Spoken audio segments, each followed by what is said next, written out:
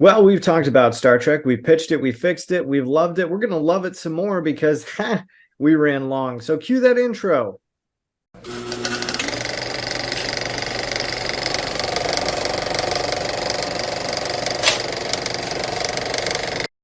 If you like Star Trek as much as we do, if you love it, what else would you like? Because we're all, well versed in movies and TV outside of this, and we want to share that with you too. Let's say someone goes through this, like likes it all, wants to do more, but is running out of Star Trek to watch. What else should they watch, gentlemen? What else is in the cards for you recommending this stuff to your friend? Do you like Star Trek? What else is out there? Dan, what are you going to recommend to people?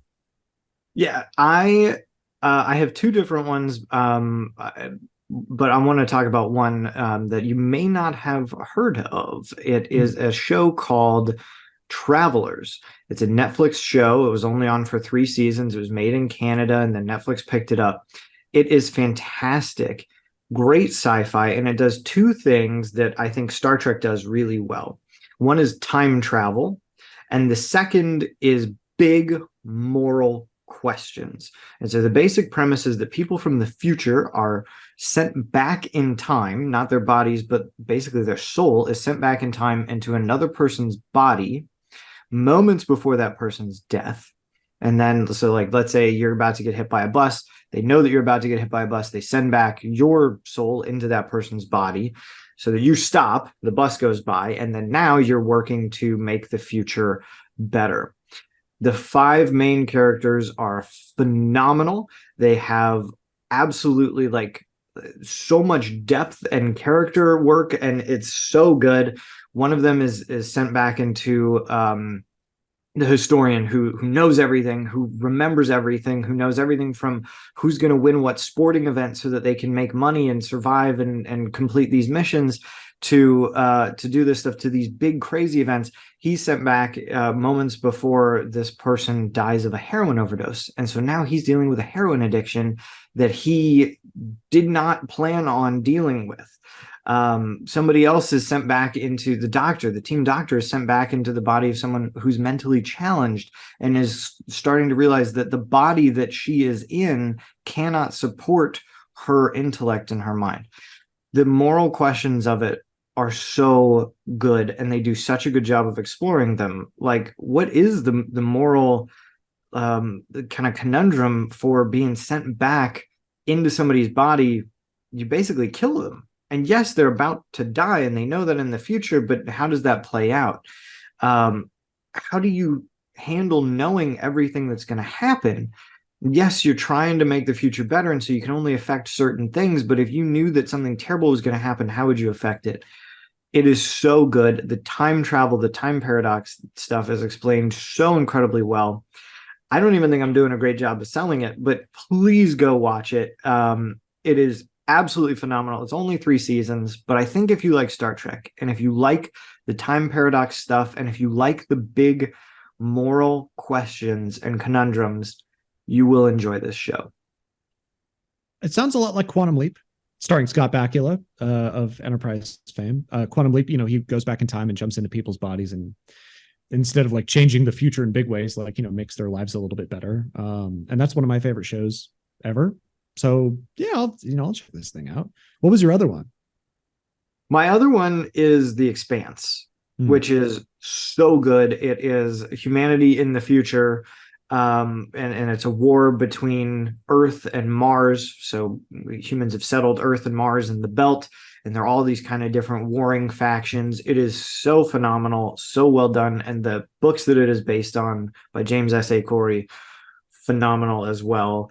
So no aliens in that one, but much more space travel and space kind of stuff going on. And you get like, you talked about Enterprise, Graham, which is kind of humanity trying to find its way among the stars. This is very much that. It's humanity trying to figure out where it's going in the future. You've got Earth who's kind of trying to control everything, and the belt is trying to break free in this independence type thing, kind of like Ireland was trying to break free back in the day. And then you've got Mars, which is trying to terraform the planet, and they have this big Martian military and everything, and all of that is kind of comes to a head when they're faced with kind of big questions about what is going to happen to the universe. So if you haven't seen The Expanse, check it out. It is really, really good. Yeah, I think I saw the first season and I really liked it. I didn't wind up going back. I think I saw the first season when it was airing, so the season two wasn't out yet, and then I got distracted with school. But Same. I saw the first season when I was in grad school, and I was like, "This is great," but I have a paper to write. Bye, and I let it be, but I'll pick it back up again. Yeah. from what I heard, it's really well done. Oh yeah. It does the science pretty well too. With all Mhm. of like the orbital stuff. I love that. I'm a sucker for that. So yeah, I'm there. Graham, let's say you're showing someone Star Trek, they love it. What do you recommend next along the same lines? I also have two things. Yes. One of which is a very solid. This can Star Trek can bleed into it, or vice versa, because that happened with me. The Mhm. other one is not at all. It's just sci-fi with big moral quandaries. Awesome. First one, Stargate SG-1, one of my favorite TV series. Yeah. Um, I love this show to death. It's fantastic.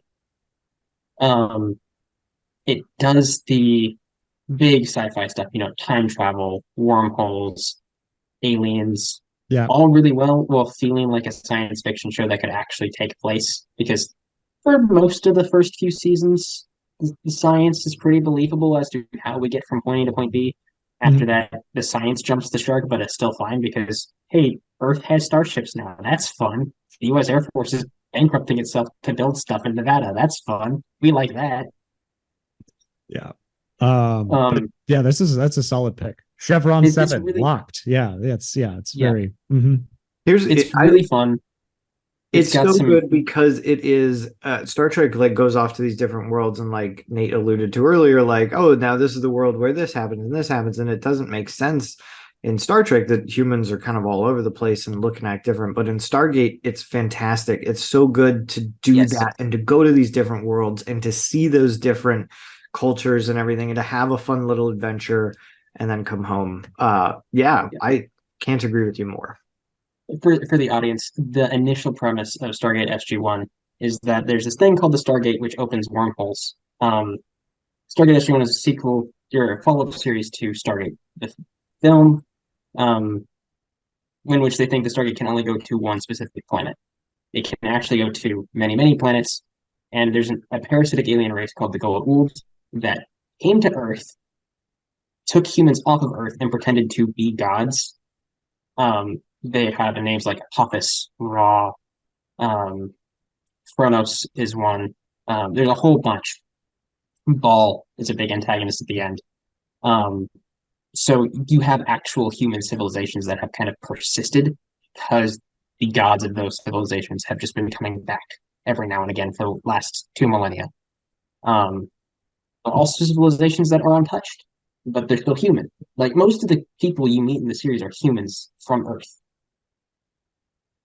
So there's some it does this the travel well and it does that cultural stuff really Yeah. well for the most part. Characters are great too. Like Yes, the characters are just legitimately funny to like watch them yes, interact. But yeah, SG-1's a great pick. it Um, is. what is your second one? What's the other one? Um, I thought of this because Dan said moral quandaries, Hmm. and Star Trek does that. SG-1 does that too, to some extent. Not in the same way that Star Trek does it. Um, this one goes a little bit further than Star Trek does. Cowboy Bebop. Ah, Not Cowboy Bebop. Yes. Okay. Yes. Yes. Continue. Not the crappy Netflix live adaptation. I'm not talking about that. The original anime that is the perfect blend of westerns, noir, and science fiction, And all wrapped up jazz. together. And Oh, jazz. well, yeah, there's so much jazz. The entire soundtrack is jazz. There's new tracks every episode.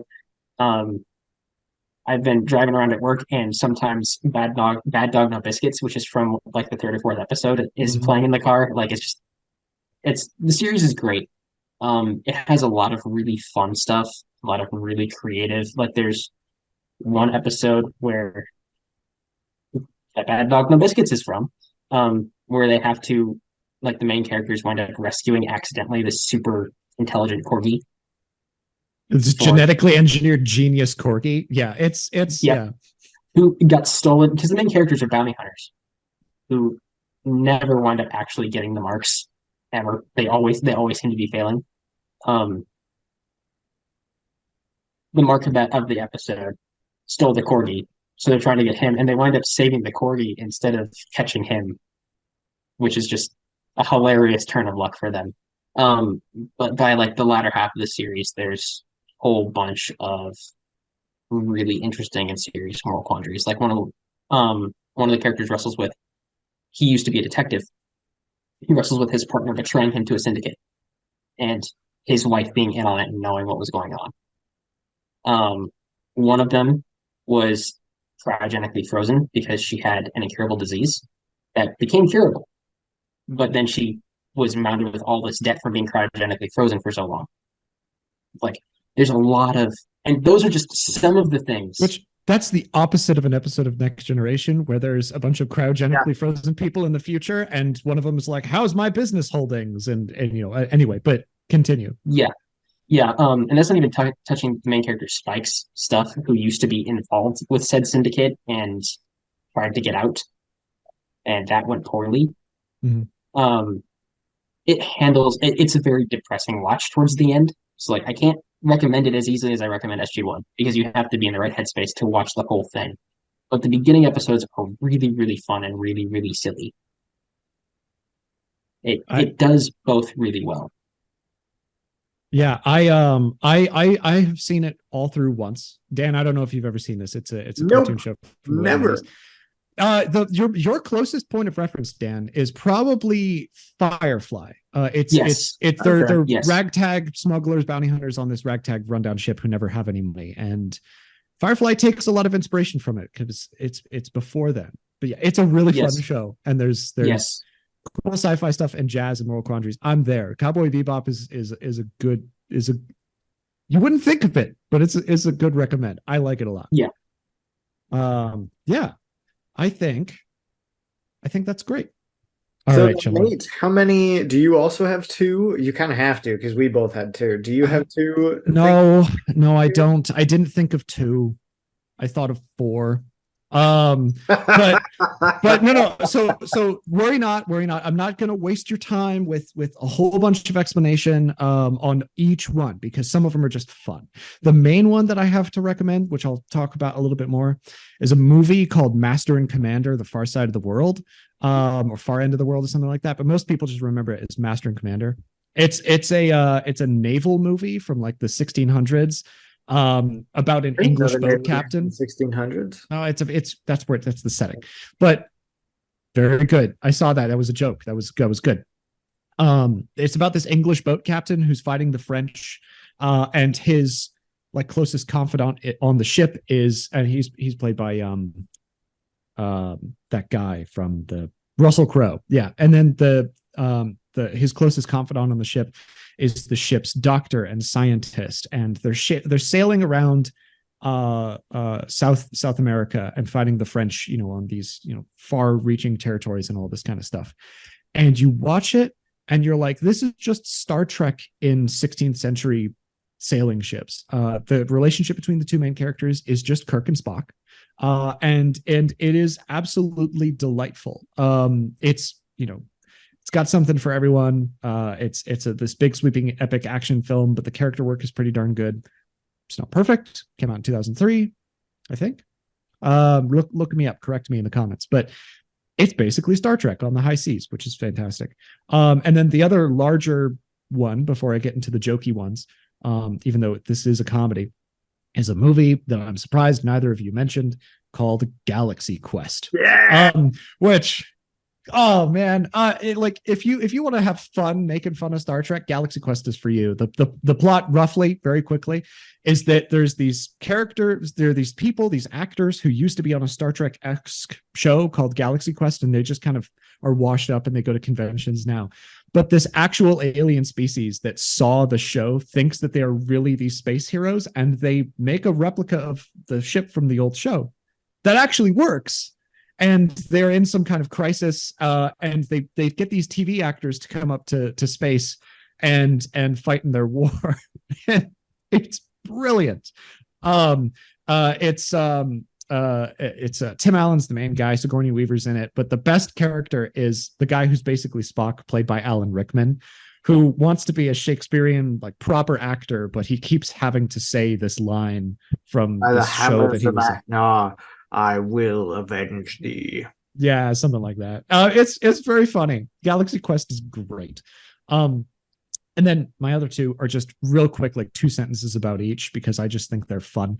If you've ever seen the movie Airplane, which is one of the funniest movies of all time, you probably didn't know that Airplane has a crappy sequel, Airplane 2, where they go to the moon instead of flying an airplane, but it's all the same stuff, like beat for beat exactly happens. It's all the same actors, except the guy in the control tower on the moon is played by William Shatner, and he's just hamming it up the whole time, and being very over dramatic, and he's making fun of himself as the Star Trek guy.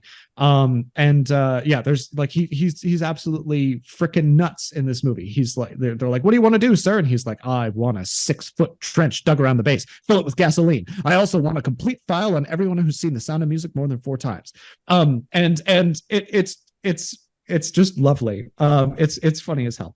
So go watch, just like YouTube the William Shatner scenes in Airplane 2. You'll have a fun time. And the last thing that I have to talk about is a TV show that is very much not like Star Trek, but if you really like the people in Star Trek, you'll like it. It is called Leverage, and it ran on TV in the 2000s and 2010s. Jonathan Frakes, who played Will Riker, he went on to create this show. He like directed or produced or whatever, and it's about a team of high-tech thieves that steals money from rich people and gives to poor people. I could do a whole series on Leverage. I love this show. But actors, they reference Star Trek constantly, and actors from Star Trek show up in Leverage like every other day. Will Wheaton, Wesley Crusher, is a recurring antagonistic character. LeVar Burton is in one of the recent episodes. The gal who Jerry Ryan, who played 7 of 9, is a character who's there in the 2nd season.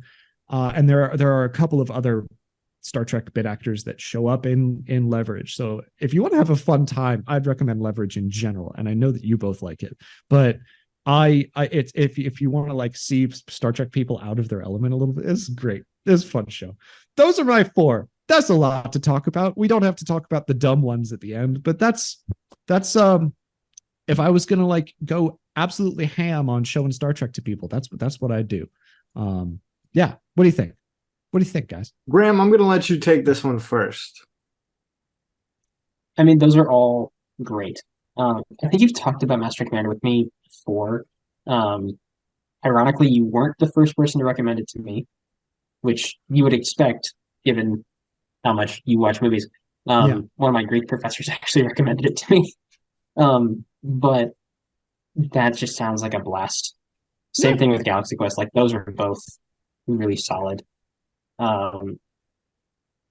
Yeah, like all of your series picks were good. Shatner is the best part of Airplane 2, hands down. He's the only good part of Airplane 2. Just look up his stuff on YouTube. Yeah, it's funny. And I can't sing Leverage's praises enough. Like I can't. I showed that to my wife. Just like, here's the thing that I like. It has become like one of her comfort shows. Like, and taking something new for her and making it a comfort show in as little time as that took is really impressive. Like, I can't sing that show's praise enough. It's fantastic. It is the ultimate feel-good thing for me. There are a couple of TV shows out there that I will watch any episode anytime, like The West Wing, Battlestar Galactica, and Leverage are like the top 3. And Leverage is There's no episode that's not just fun. It's fantastic. But yeah. I can't agree more. Leverage is absolutely amazing. It is my top 3 shows, probably my number 1 show ever of all time. I absolutely love it. And yeah, like kind of stretching the connection to Star Trek there, but that's okay. It was made by Star Trek people. That's what I'm saying. That's all. Yeah. Jonathan Frakes did direct a bunch. I think Dean Devlin created it. Yeah, he did. But. Yeah, but anyway, I love Leverage to death, and to everyone, if you haven't seen it, go watch it. Galaxy Quest is such a great one to pick as well. I love it, and for anybody who's worried, I'm sure that everybody has seen it. It is the best Star Trek movie. Galaxy Quest is the best Star Trek movie ever made. It's if anybody is worried that it's like making fun of something that they love, it's done with such love for it. Yeah. And there's this great story where Patrick Stewart got a call from Jonathan Frakes, and Jonathan Frakes was like, "Have you seen Galaxy Quest?" And Patrick Stewart's like, "I don't want to see this. They're just going to be making fun of our show." And Jonathan Frakes was like, "No, you trust me. You've got to see it. Like, go to a theater, sit with people, watch it." And Patrick Stewart loved it, like absolutely loved it. It's done with such love for Star Trek. It is absolutely hilarious, but not in like a putting down kind of way. Mm-hmm. It's really, really good. So absolutely love Galaxy Quest. Yeah, they start out, making fun of it. They make fun of fans too, all of like the super nerds who go to conventions, but they have an unabridged love for it at the end of the film, and everyone kind of grows into like loving the fact that they were on this show. Yeah, love it to death. But yeah, that's my recommendations. If you love Star Trek, give those a watch. And I think that's the last of our little panel questions, super panel from my family. Dan, why don't you outro the episode? All right. Whoa. So let's talk about everything in the comments. And I know we missed the Orville. If you're going to watch Star Trek and you're not going to recommend that one. But hey, say all of that and more in the comments. Tell us how wrong we are or right, or who we look like, who our celebrity doppelgangers are, whatever we want to say. I don't really care. No, we love the comments. Keep them coming. Thank you for being here and celebrating our love of Star Trek with us. We very much appreciate it. We hope that this finds you well, and we want you to like, comment, subscribe, all that bullcrap. And we'll see you next time when we do something on this channel. Yeah. See you, everybody.